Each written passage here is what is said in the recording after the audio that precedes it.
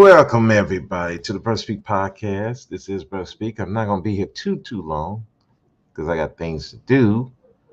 But this was popping in my head as I was coming back from Vegas.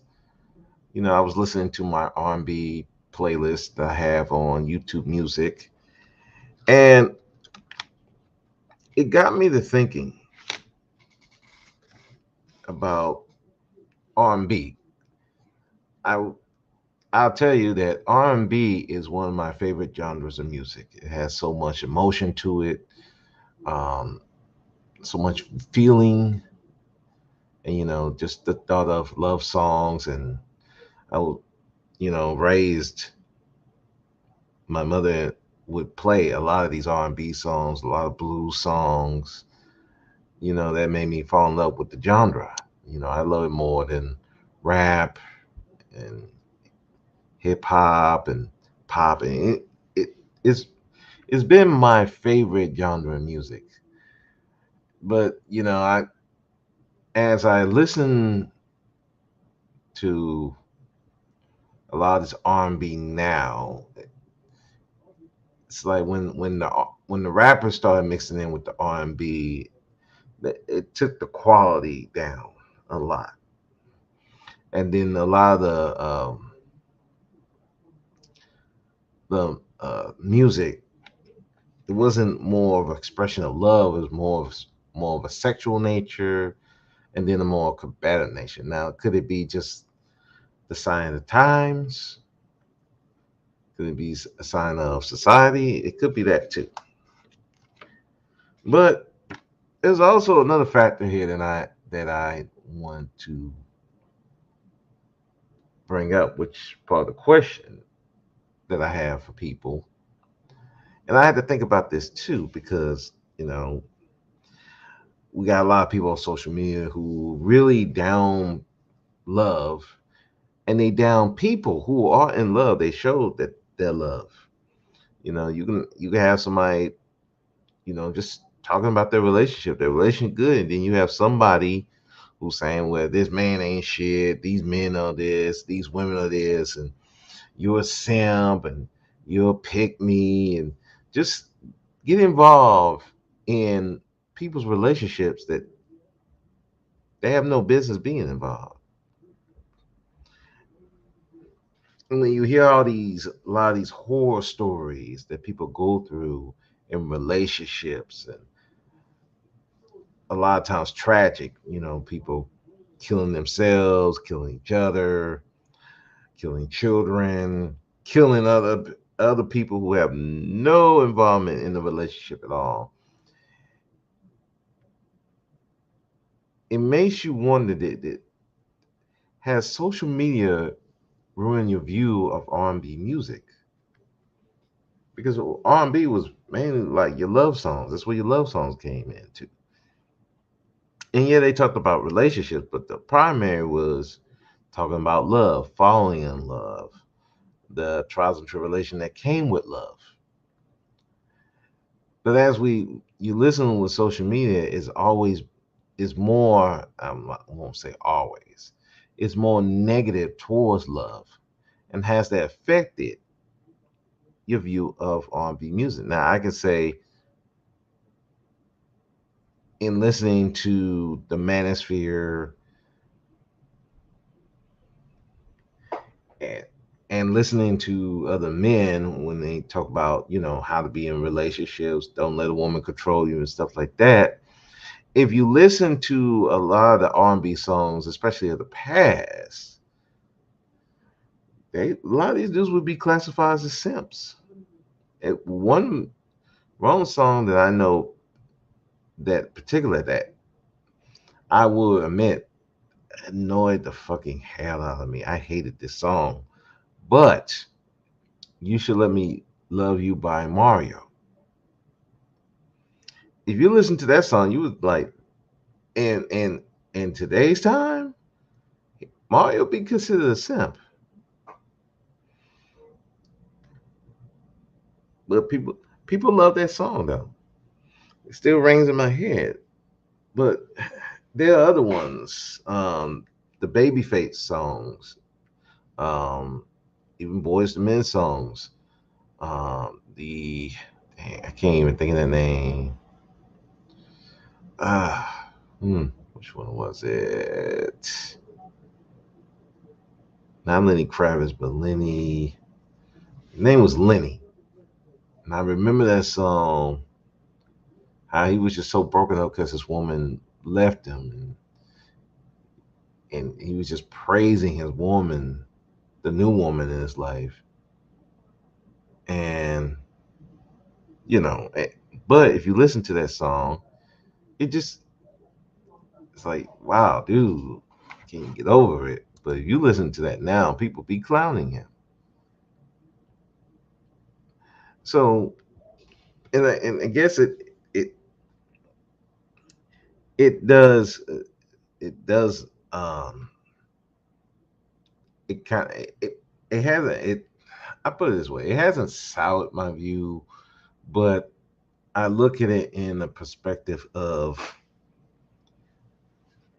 would I do some of the stuff that these artists will sing at, and then also another thing with social media that you go into the lives of a lot of these artists and you find out that their lives are not matching what they sing about. A lot of these dudes were drunk, they were cheating on women, they divorced,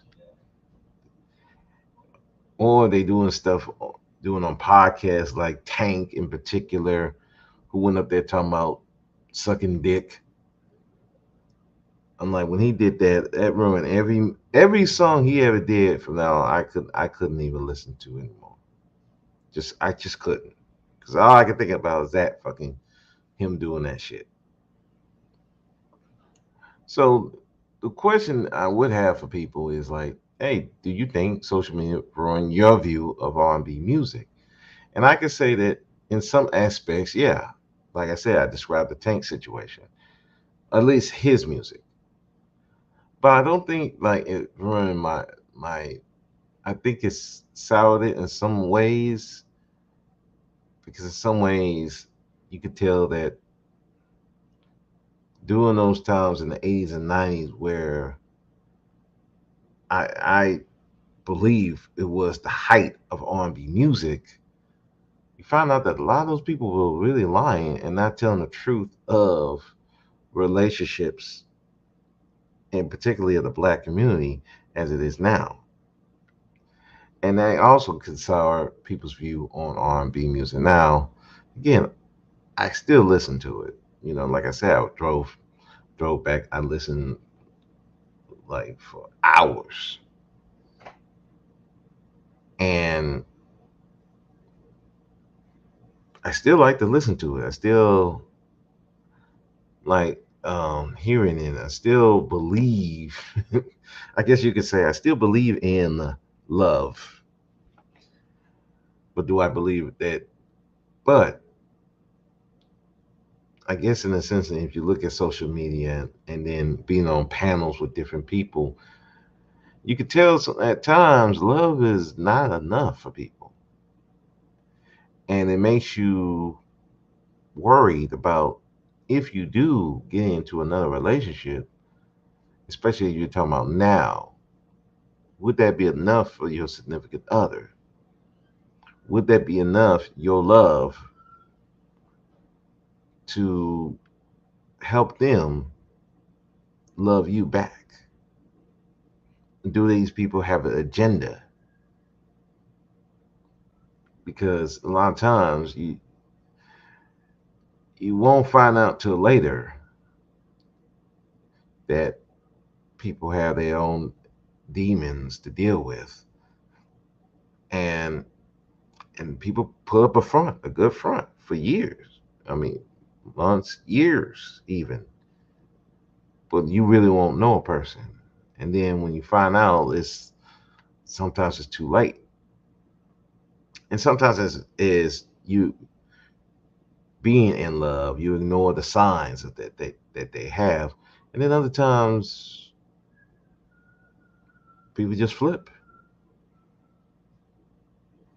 And so, where does that leave you when you're talking about these R&B songs that you listen to and you grew up on, and did does that ruin your view on R&B music? And you hear all these different stories, horror stories of what men and women will do to you if you allow them to. Does that change your view on R&B music? And that's really the question I think needs to be asked. Um, More so than what's happening in real life, has social media ruined your view of R&B music? Is it is it as strong as we once saw it to be in the 80s and the 90s and even in the early 2000s? Has your view of it been dimmed down? Do you even listen to it as much as you used to? I know myself, I don't even listen to it as much as I used to. I kind of more listen to pop, maybe jazz, and pop, but R&B, you know, R&B not as much. And I think some part of it is social media, is being on different panels with men and women and hear how you have even one woman saying that men can't love, then you have men who are saying women can't love. You hear about how men just abandon women, and you have women just betray men, and you have these fights with the kids, and it makes you wonder, like, is R&B really worth listening to? Does it need to be changed? Does it even need to go away? And I'm not even, again, not talking about the rapping getting involved, how it's turned more, not even sensual, it's turned more sexual, and not only sexual but more uh, drama filled. You know, even to listen to just talking about pure love, you can't you can't listen to it on the radio, regular radio. You got to go maybe Sirius XM, or you have to go find it on Pandora or whatever music subscription you have. Or you just look for the ones that you love and make it in a playlist like I did, and go from there. But like I said, I think it has probably hardened me to listen to it. Like I said, I still listen to it, but not as much as I used to. So what has the experience have been for you? Anybody who's listening, has it ruined your view of R&B music? Has social media done that? That's a question. I think for me, it kind of has. I don't enjoy it like I used to,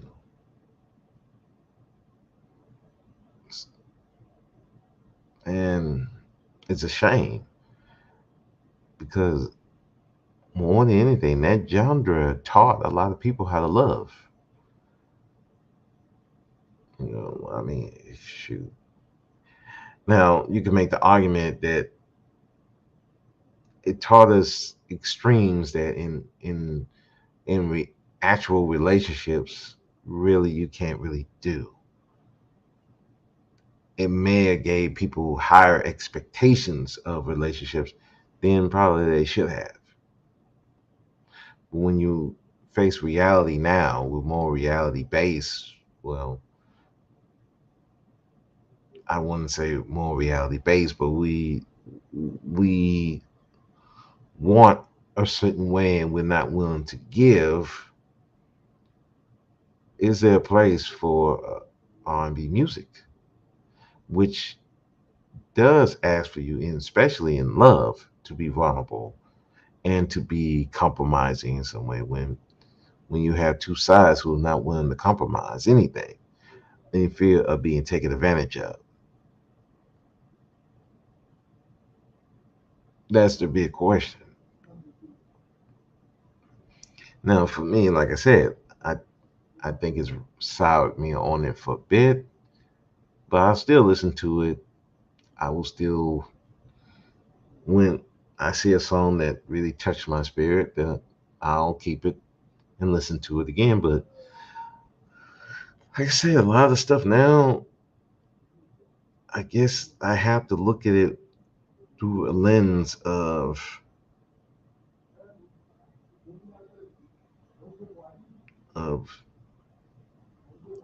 reality. I can't use it as an escape anymore, and that's kind of the tragedy of social media, is that the things that we used to use as escape, or that we used to inspire, sorry, we can't really do no more. And that's a tragic thing, especially for a genre like R&B, which a lot of us get inspired in relationships because of it. But with the presence of social media as it is, and how we see so many horror stories, so many people who are just against love, that yeah, it would it can ruin people's view on R&B. Can. Or is it a time to make it more realistic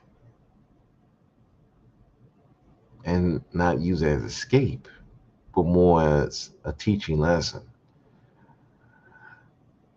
But that's up to people to decide. Well, I just didn't want to be on here too long. I just wanted to ask the question and answer it my way. Has it done it for me? I think it soured me a bit on it, but I still listen to it, still enjoy it. Definitely listen to the past music as opposed to the present, because some of the stuff that they call R&B is just it's like, really, I would rather just dive off bridges, cut my ears off, slit my throat, and see which one take me out. Would it be the fall or the passing out of the blood? But then, what can you do?